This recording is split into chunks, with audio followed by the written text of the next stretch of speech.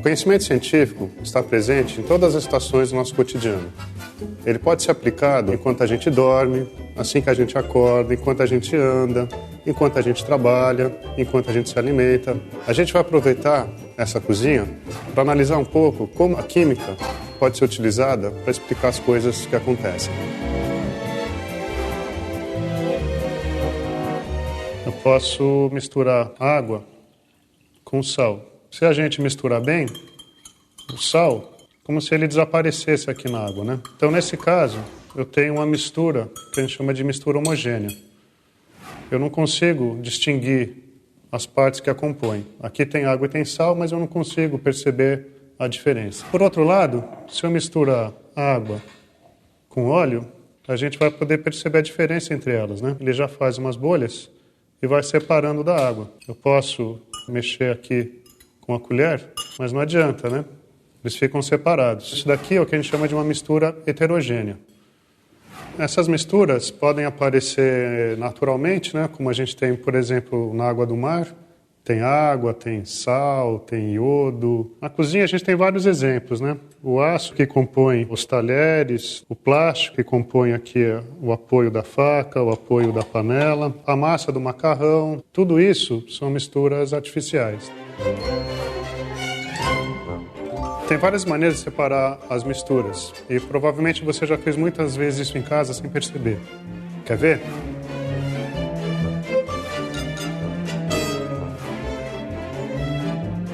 Uma maneira de separar substâncias é um processo chamado catação.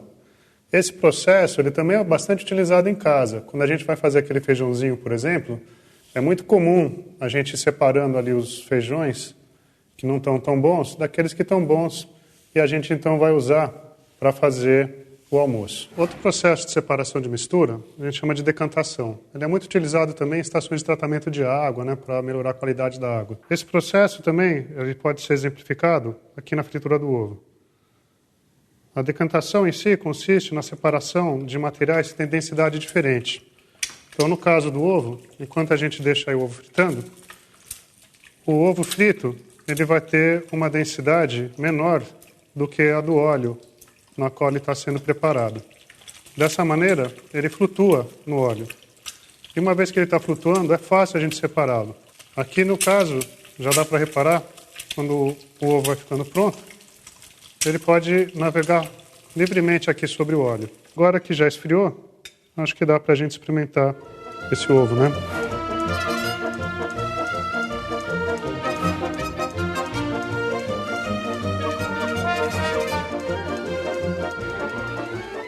Nós vamos fazer um café do jeito que minha mãe fazia. Pegava o café e jogava diretamente na água. A gente mistura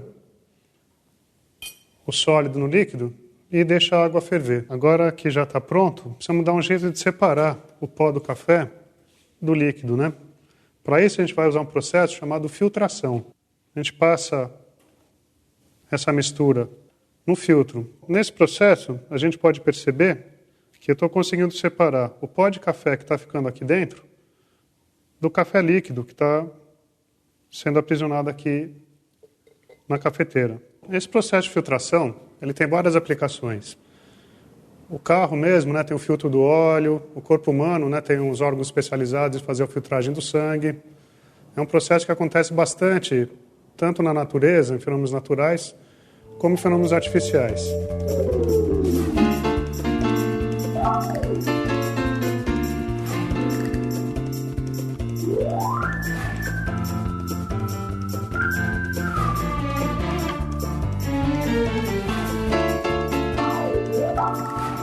A gente já sabe que quando o nhoque está flutuando, é porque ele está pronto para comer. Aí você separa uma parte da outra. Aí é fácil separar, né? Outra maneira de separar sólidos que tenham tamanhos diferentes é utilizar um método chamado peneiração. Quando a gente quer fazer, por exemplo, um bolo, a gente muitas vezes peneira a farinha para separar a farinha fina de algumas impurezas que ela pode conter. Depois de um pouco de peneiração, a gente consegue então separar.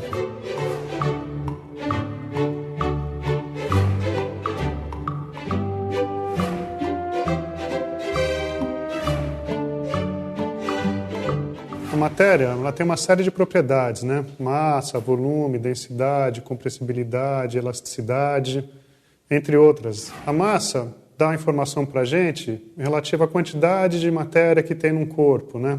Ou também a gente pode associar a massa com a facilidade ou dificuldade de pôr um corpo em movimento. A gente determina a massa de um corpo usando um instrumento como esse aqui, uma balança. É importante verificar, inicialmente, se ele está calibrado.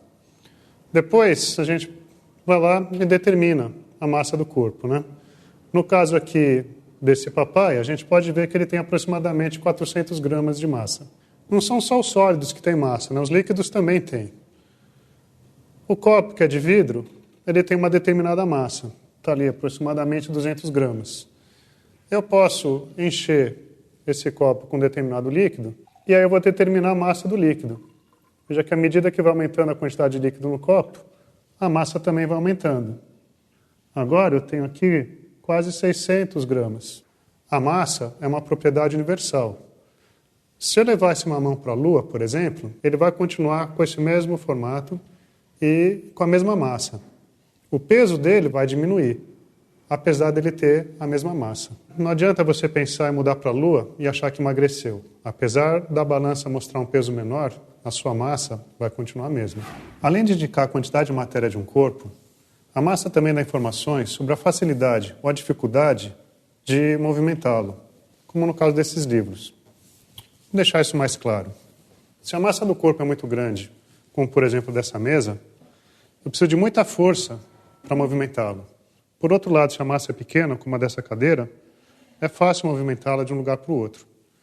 Por exemplo, no caso desses livros, a massa é bem pequenininha, é muito fácil colocá-los de volta no lugar. Outra propriedade da matéria é o volume. O volume mede a quantidade de espaço ocupada pela matéria. Para determinar a quantidade de espaço, a gente usa copo graduado.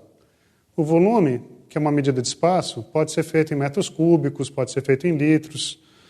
Aqui a gente vai medir em mililitros. A gente pode pegar uma certa quantidade de leite, que eu vou medir em 200 ml. Eu posso colocar esse leite num copo e perceber que ele vai até uma certa altura. Eu vou pegar de novo 200 ml de leite e vou colocar num outro recipiente. De novo 200 ml de leite, a gente coloca nesse recipiente. A gente pode perceber que mesmo estando em alturas diferentes, o espaço ocupado pelo líquido, no caso o leite, é o mesmo, são 200 ml. A gente geralmente associa volume a líquidos. Se eu pegar esse limão, eu posso determinar o volume dele. Eu coloco 200 ml de água aqui nesse recipiente e mergulho o limão nele. A gente pode reparar que o nível da água subiu. Agora tem quase 300 ml. Isso quer dizer que esse limão tem aproximadamente 100 mililitros. Quase metade do volume de leite, por exemplo, que eu botei nesse copo.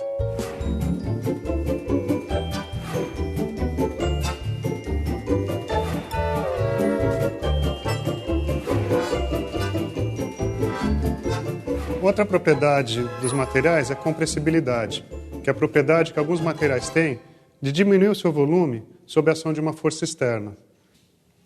Quando a gente comprime o ar, ele diminui de volume. Isso pode ser visto mais facilmente numa seringa. A gente pode encher a seringa de ar e, apertando, a gente percebe que o ar não escapou. O que aconteceu foi que ele diminuiu de volume. Essa propriedade é a compressibilidade. Com essa luva, a gente pode mostrar uma outra propriedade dos materiais chamada elasticidade, que é a propriedade que os materiais têm de quando você elimina a ação da força externa, eles voltam para o seu formato original. Mas nem todos os materiais têm essa propriedade. Outros materiais, como esse papel, por exemplo, quando a gente faz uma força externa neles, eles mudam de forma. E você para de fazer força e eles não voltam para o seu formato original. Essa propriedade é a plasticidade. O alumínio, apesar de ser metálico, ele tem essa propriedade de plasticidade. Ou seja, a gente aplica uma força externa, muda o formato dele, quando eu paro de fazer força, ele continua no formato que estava.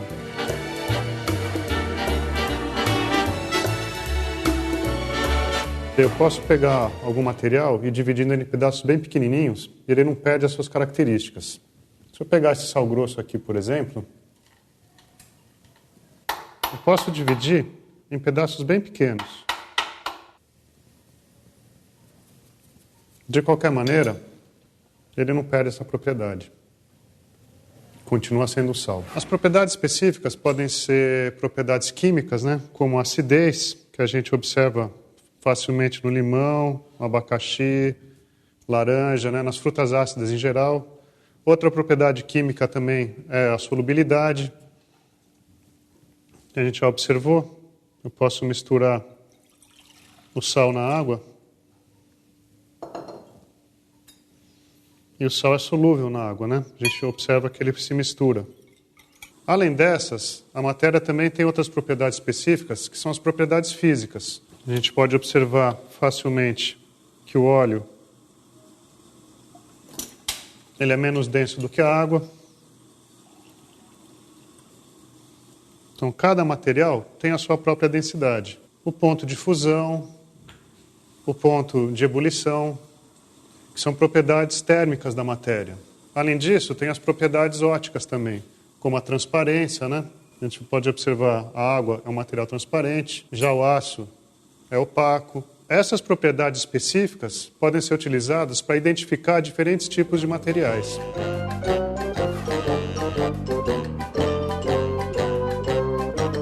Quando a gente fornece calor para um sistema, ele pode mudar de temperatura ou também mudar de estado físico. Algumas propriedades dela também vão sendo alteradas. Propriedades como o volume, a forma e, consequentemente, a densidade, né? Já que a massa dela permanece constante. A estrutura molecular do material vai sendo alterada. Aqui a gente já pode observar um derretimento completo do gelo. A água que estava no estado sólido, agora ela está no estado líquido. Fornecendo calor para essa água, a temperatura dela vai mudando até ela chegar no ponto de ebulição. Quando ela chega no ponto de ebulição, ela vai mudar de estado físico novamente, como a gente pode observar. A água no estado líquido vai virando vapor de água. Depois de hoje, você nunca mais vai olhar sua cozinha da mesma maneira, não é?